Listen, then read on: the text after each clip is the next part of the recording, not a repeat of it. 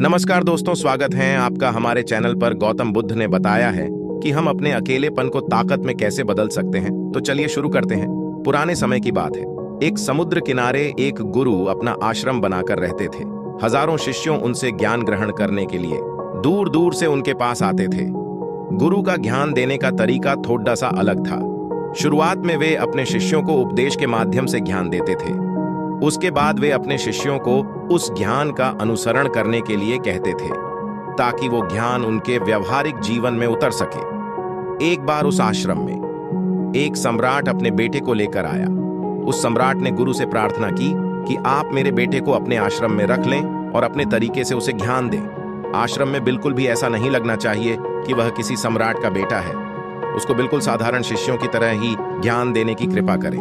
गुरु ने मुस्कुराते हुए कहा, एक सम्राट तभी ज्ञान प्राप्त कर सकता है जब वो अपने आप को एक साधारण इंसान समझे। यही ज्ञान प्राप्त करने की सबसे पहली सीढ़ी है। गुरु ने सम्राट से कहा, तुम निश्चित रहो, आज से तुम्हारे बेटे की जिम्मेदारी मेरे कंधों पर रहेंगी। यह कहकर गुरु सम्राट के बेटे को अपने साथ समुद्र के किनारे टहलने के लिए लेकर आ गए। आश्रम के काफी सारे बच्चे सम्राट के बेटे को देखकर उसकी तरफ आकर्षित हो रहे थे और उससे दोस्ती करना चाहते थे। जब सम्राट का बेटा और गुरु समुद्र के किनारे टहल रहे थे तो अचानक से सम्राट का बेटा फूट फूट कर रोने लगा, क्योंकि अभी वह सिर्फ 12 साल का था और 12 साल की उम्र में उसके पिता ने उसे अपने से दूर कर दिया। ये सदमा वो बच्चा सहन नहीं कर पा रहा था। वो यह समझ नहीं पा रहा था कि उसके पिता उसकी भलाई के लिए उसे इस जगह क्यों छोड़ कर गए। उसे रोते हुए देखकर गुरु ने उससे कहा कि बेटा, मैं तुम्हें चुप नहीं करूंगा। हो सकता है कि आज मैं तुम्हारे आंसू पोंछ दूं, लेकिन कल तुम फिर से अपने आप को अकेला पाओगे। याद रखना, जीवन में इंसान अकेला आता है और अकेले ही जाता है। जितनी जल्दी इंसान इन बातों को समझ लेता है, वो उतनी ही जल्दी आत्मज्ञानी रास्ते पर निकल पड़ता है। गुरु ने अपनी बात आगे बढ़ाते हुए कहा कि जो इंसान अकेला रहना सीख लेता है वहीं खुद से प्यार कर सकता है, और जो खुद से प्यार करता है वो किसी के भी जाने का अफसोस नहीं करता। धीरे धीरे तुम आश्रम के माहौल में ढल जाओगे। शुरुआत में तुम्हें समस्या आएगी, लेकिन कुछ दिनों के बाद तुम्हें इसकी आदत हो जाएगी और उसके बाद तुम्हें ये जगह अच्छी लगने लगी। समुद्र के दूसरे छोर पर सूरज छिपने लगा था और अपनी लालिमा पूरे आसमान में बिखेर रहा था। बहुत ही सुंदर दृश्य था और गुरु शिष्य को अपने साथ लेकर वापस लौट आए। सम्राट के बेटे को भी अब थोड़ा अच्छा लग रहा था। गुरु ने भी उसे काफी दिलासा दिया और अपने गुरु की आंखों में शांति देखकर उसका मन भी अब शांत हो गया था। अब सम्राट का बेटा रात को भोजन करने के लिए भोजन कक्ष में पहुंचा तो आसपास के सभी शिष्य उसके पास आने लगे। उन सभी को पता था कि यह सम्राट का बेटा है और अगर हम इससे दोस्ती कर लें तो हमारे लिए बहुत फायदा होगा। यही सोचकर आश्रम के ज्यादातर बच्चों ने उसे घेर लिया। बस कुछ बच्चे थे जो अकेला रहना चाहते थे और वो दिखावे की तरह आकर्षित नहीं होते थे। वे सम्राट के बेटे के पास जाने के बजाय अपना पूरा ध्यान खाने पर लगा रहे थे और अकेले में बैठकर अपना भोजन कर रहे थे। कुछ दिनों के बाद सम्राट के बेटे की दोस्ती आश्रम के काफी सारे बच्चों से हो गई। वो उन बच्चों के साथ घूमता और अपना ज्यादातर समय उन्हीं के साथ बिताता था। आखिरकार सम्राट का बेटा था, सुख सुविधाओं में पला बढ़ा था। अब आश्रम में भी उसके दिन वैसे ही गुजरने लगे थे जैसे महल में गुजर रहे थे। ऐसा नहीं था कि गुरु को कुछ पता नहीं था, पर उसके गुरु उसे अलग तरीके से ज्ञान देना चाहते थे। बच्चों को ज्ञान आप उपदेश देकर नहीं दे सकते, उनको साक्षात्कार करना पड़ता है, तभी वो उन बातों को समझ सकते हैं। जिसको को आप समझाना चाहते हैं, गुरुजी उसको बोलकर नहीं समझाना चाहते थे। वो मन ही मन में सोच रहे थे कि अगर मैं इसको बोलकर समझाऊंगा तो इसको कभी भी समझ नहीं आएगा, इसलिए मुझे इसको एहसास कराना पड़ेगा कि अकेले रहने से ही तुम अपनी शक्ति को जान पाओगे। ये सीख देने के लिए गुरु एक दिन शिष्य को अपने साथ एक पहाड़ी पर लेकर चले गए। पहाड़ी पर पहुंचकर गुरु ने शिष्य से कहा कि अब तुम्हारा ज्ञान पूरा हो चुका है, बस एक आखिरी रात तुम्हें यहाँ पर बितानी होगी। उसके बाद अगले दिन शाम को तुम तुम्हारे राजमहल में ही वापस चले जाओगे। वह बच्चा यह सुनकर बहुत खुश हो गया कि अब वह वापस राजमहल चला जाएगा। फिर से मेरे दोस्त और दसिया मेरे पास होंगी।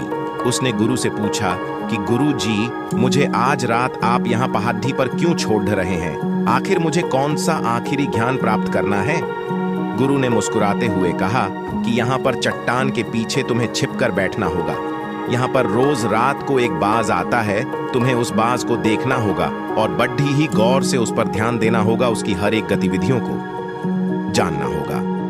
देखने के बाद अगले दिन अगर तुम उस बाज की खूबियां मुझे बता पाओगे तो मैं तुम्हें तुम्हारे महल में वापस भेज दूंगा।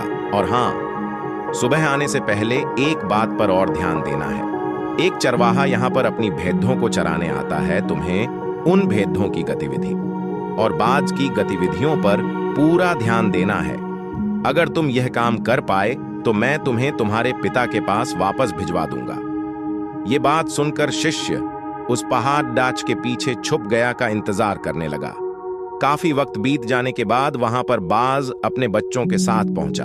सम्राट के बेटे ने पूरी रात उसकी गतिविधियों पर बहुत ही ध्यान से नजर रखी और सुबह होने के बाद जब चरवाहा अपनी भेड़ों को चराने के लिए आया तो उसने एक बहुत ही चौंका देने वाले दृश्य को देखा।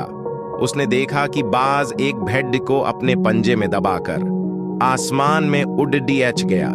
उसने उस भेड़ के बच्चे का शिकार कर लिया। ये सारा दृश्य देखकर वो आश्चर्य से आश्रम में वापस पहुंचा। इससे पहले कि गुरु उससे कुछ पूछते, उसने गुरु को प्रणाम करते हुए कहा कि गुरुदेव, अब आश्रम के सभी बच्चों को यहाँ पर बुला लीजिए। मैं सब लोगों को एक बात बताना चाहता हूँ कि मैंने क्या देखा।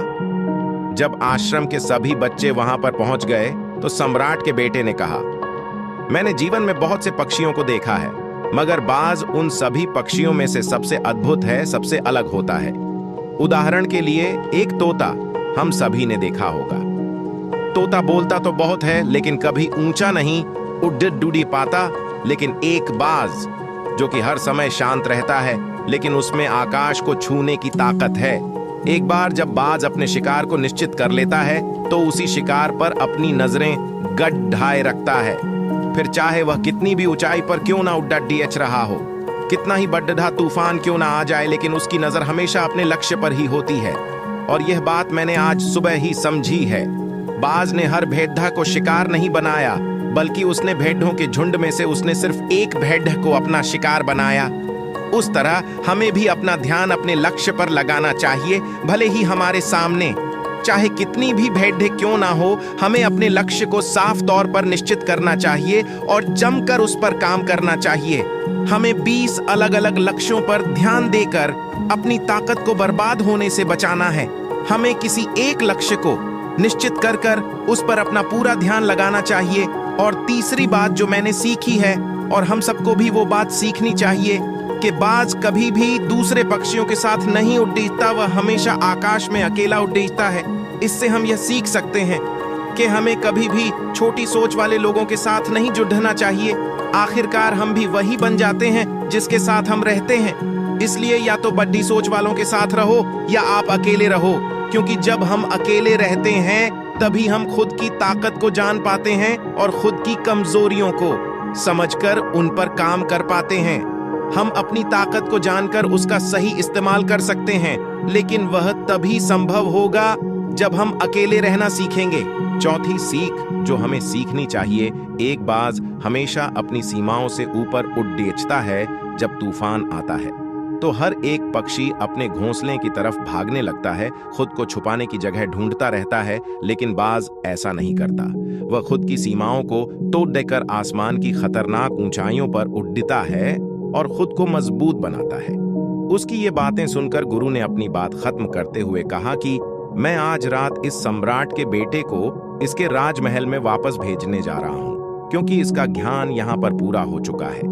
ये कहकर गुरु सम्राट के बेटे का हाथ पकड़ डीएच के राजमहल की तरफ रवाना हो गए और बाकी के सभी बच्चे उन्हें पीछे से जाते हुए देख रहे थे। तो दोस्तों, कैसी लगी आपको ये कहानी? आशा करते हैं आपको इस वीडियो से बहुत कुछ सीखने को मिला होगा। आज की कहानी में बस इतना ही। मिलते हैं अगली कहानी में। तब तक के लिए अपना ख्याल रखिएगा।